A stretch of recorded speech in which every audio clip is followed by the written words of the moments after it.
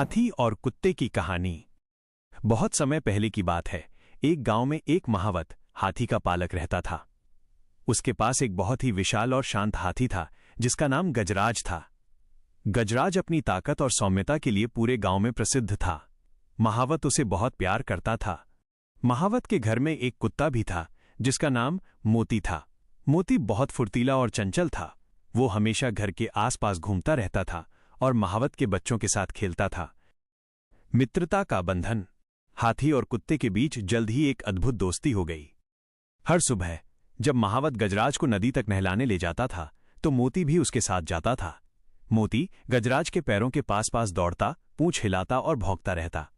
गजराज भी धीरे धीरे चलता और अपनी सूंड से मोती को हल्का सा स्पर्श करके उसे प्यार जताता। शाम को जब हाथी काम से लौटता तो मोती सबसे पहले उसके पास पहुंचता, अपनी पूंछ हिलाकर उसका स्वागत करता। गजराज अपनी सूंड से महावत द्वारा दिया गया गन्ना या केले का पत्ता मोती की ओर खिसका देता था।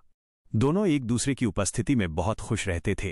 ये देखकर गांव के लोग बहुत अचंभित होते थे कि एक विशालकाय जानवर और एक छोटा सा कुत्ता कैसे इतने गहरे मित्र बन सकते हैं। एक दोस्त का बिछड़ना। लेकिन एक दिन एक दुखद घटना घटी।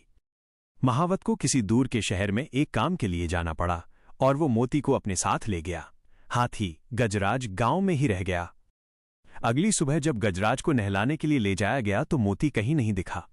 गजराज ने चारों ओर अपनी आंखें घुमाईं और सूंड उठाकर हवा में सूंघा, जैसे वो अपने दोस्त को खोज रहा हो। जब वो वापस आया तब भी मोती नहीं था।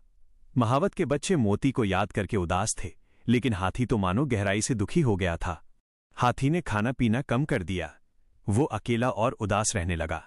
न वो पहले की तरह उत्साह से काम करता था, न ही किसी से मित्रता करने की कोशिश करता था। उसका विशाल शरीर भी दिनों दिन कमजोर होता जा रहा था। महावत ने कई अन्य कुत्तों को उसके पास लाने की कोशिश की, लेकिन गजराज किसी में रुचि नहीं दिखाता था। पुनर्मिलन और सीख। कई हफ्तों बाद महावत उस दूर के शहर से वापस लौटा और इस बार मोती उसके साथ था। जैसे ही गजराज ने अपने दोस्त मोती की परिचित भौंकने की आवाज सुनी, उसके पूरे शरीर में एक नई ऊर्जा आ गई। वो तुरंत उत्साह से चिंघाड़ा और अपनी जंजीर खींचकर मोती की ओर भागा। मोती भी भागा भागा गजराज के पैरों के पास आ गया और उत्साह से अपनी पूंछ हिलाने लगा। गजराज ने अपनी सूंड से मोती को प्यार से ऊपर उठाया और धीरे से अपनी गर्दन से लगाया। उसकी आंखें, जो उदासी से भरी थीं, अब खुशी से चमक रही थीं। उस दिन से गजराज ने फिर से खूब खाना शुरू कर दिया और पहले की तरह काम में मन लगाने लगा। इस कहानी से हमें ये सीख मिलती है कि नीति, सच्चा स्नेह और मित्रता आकार या जाति पाति नहीं देखती।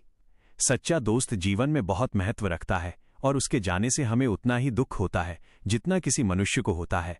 अगर आपको ये वीडियो ज्ञानवर्धक और रोचक लगा तो द रियल स्टोरी को लाइक, शेयर और सब्सक्राइब करना न भूलें।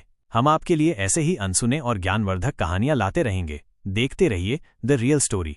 और हाँ, इस वीडियो को अपने दोस्तों के साथ शेयर करना बिल्कुल न भूलें ताकि उन्हें भी पता चले कि आप कितने ज्ञानवर्धक वीडियो देखते हैं।